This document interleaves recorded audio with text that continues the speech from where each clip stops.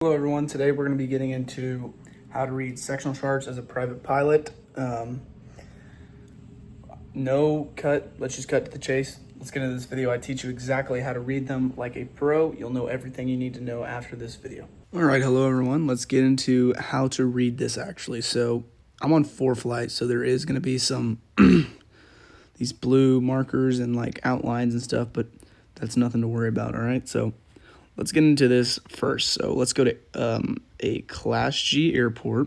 Let's go just right here.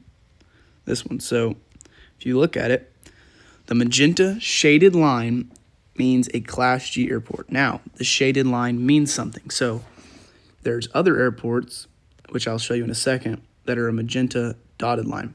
Those are actually Class E airports and are controlled from the surface to 18,000 feet. Now, the magenta shaded ones are not controlled. If you look at this magenta here, now if you see this, that is a private runway, all right? So if you can see, let me write on this, these tabs here on the side, those, that, a lot of people mix it up. They think that means that there is fuel available. It does mean that, but it also means that there is services available. Not just fuel, services, all right?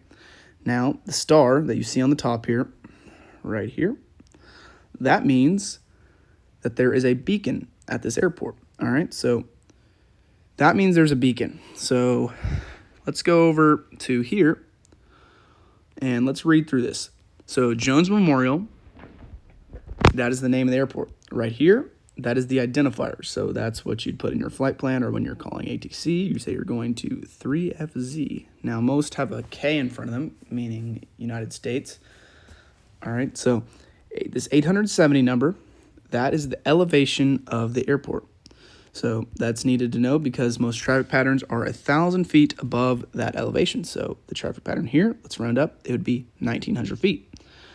Lighting, the L means lighting. Now, if you can see that little star next to it, that means that it is pilot-controlled lighting. So you'd click on your comms button multiple times, 5, 7, and that means pilot-controlled lighting. Now this 40, you had 2 zeros, that means 4,000.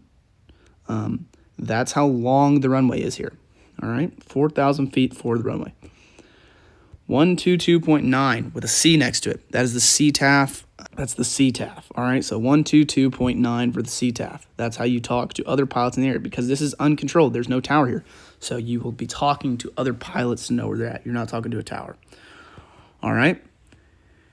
Now, this is the other runway next to it, this Malinchak, whatever the hell it's called. That means private runway, okay? Now let's go somewhere else. Let's go over here to Stillwater, all right? So, as you can see, this one has a blue dotted line around it, all right? Ignore the ForeFlight line on there. So, that means it's a Class Delta airspace, controlled airspace, all right? So, it has a tower. As you can see, the runway landing is blue, and it also shows the runways on here, all right? So, if you go over here, let's read through this, all right? Let's read through what Stillwater has, all right? So Stillwater Regional, KSW, you got to put the K in front because it is in the United States. Control tower, all right, 125.35. So this one is a towered field, so you have to contact them, all right? You got to talk to them. Whoopsie, that didn't mean to do that, all right? ASOS, that is the weather, so 135.25 for that one. This one has the elevation here is 1,000 feet, so traffic pattern is going to be 2,000 feet. Lighting, still pilot-controlled lighting, and 7,400 feet on the runway. All right, so we go over here. Has services available because the little ticks on the side of the emblem, and the star means there is a beacon. Now let's go over here. So these are actual, if you're flying at this level, you will hit that, all right? So 1,371 MSL, and 308 AGL, all right, above ground level. So here we are, all right, now cool. Now, I want to show you, let's go through some other ones. Let's go to a Class Bravo, all right, so let's find Fort Worth right here. All right, so this is a Class Bravo airspace, all right, a lot bigger as you can see. It is blue.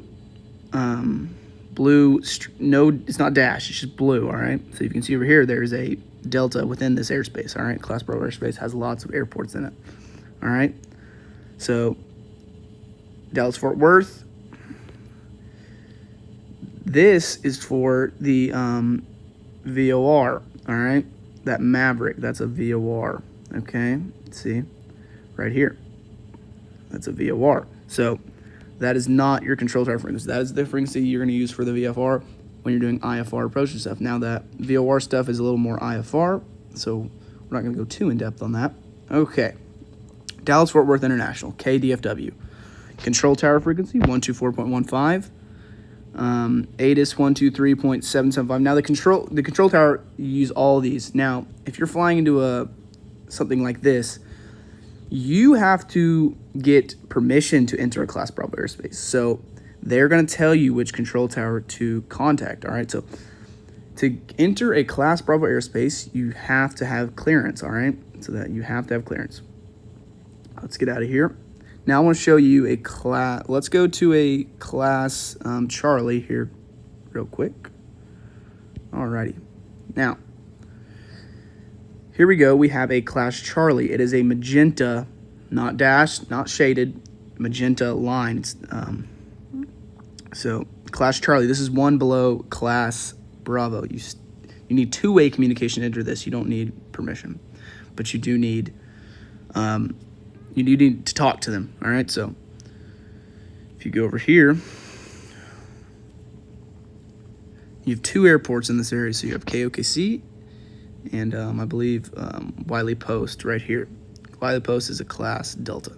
All right, so now that we're looking at this flag right here, that is a VFR checkpoint. So when you're entering here, you could tell them, hey, I'm passing over Clarence Page Municipal. That's a checkpoint. All right, same with El Reno. That's also a VFR checkpoint. Okay, now you got all these symbols. You can obviously tell that these are wind towers, and it gives you the elevation for them. So this one's 856 above ground level, so you need to fly above 2053. You should be flying above that anyways. All right, so now I've showed you all the different type of airports, except for Class E. So I'm gonna show you that here right now. All right, now we go over here. This is, so you see how there's a magenta dash line and then a shaded around it. All right, so this is a Class Echo airspace. Okay, so it is controlled. So what it means is it's too busy to be a Class Golf, but it's not busy enough to be a Class Delta with a tower. So this does not have a tower. As you can see, it's not blue. So as you can see, it's not blue. However, this is controlled all the way from the ground to 18,000 feet. All right, so that's a Class Echo. Now let's go over here. As you can see, these yellow, that's highly populated area, densely populated area. Okay, we got a lot of them. So that's just areas, probably towns with population. The blue, as you can see, that's obviously a lake. All right, so we scroll out. Let's find some more stuff to go get. All right, so just scroll around this map and find some stuff. Okay, so right here, this thing that says VR 1148. These are Victor Airways. Okay, so Victor Airways. These are VR Airways. All right, you don't really. I mean, you need to know what they are. You don't need to really know how they work yet because you're not an IFR. You are a PPL student. All right, so that is that. Let's try to find some other stuff here. All right, so here we go. Here's another VOR, and here's the frequency for the VFR. I mean, VOR, sorry, Montgomery. VOR. All right.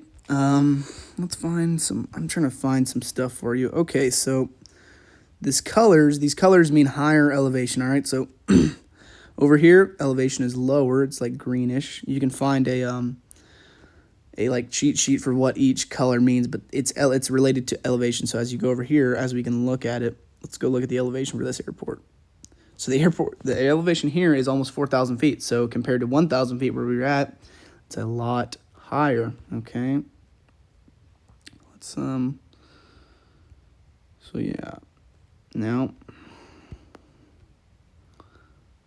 okay, how about this one? This one does not have a ring around it. It is just a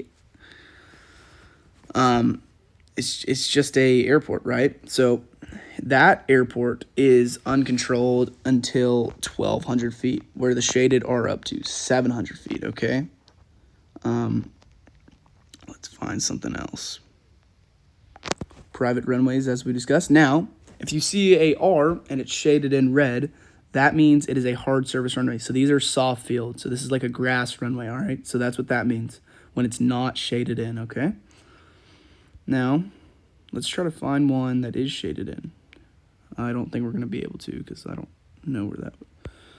know where private runways are. But that is the basics of this. All right, right here. That means there is gliders in this area. So lots of gliders in this area, okay? That U with the glider. All right, that means there's gliders. Okay. Okay, so this is my home airport right here.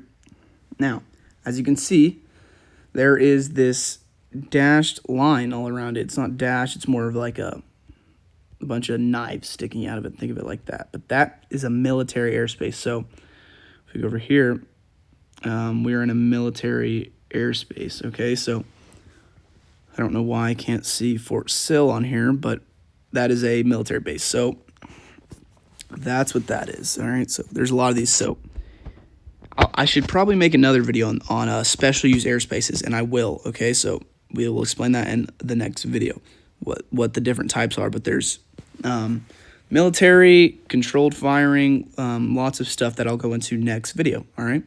But other than that, sectional charts are pretty dang simple, and that's all I got for you on those.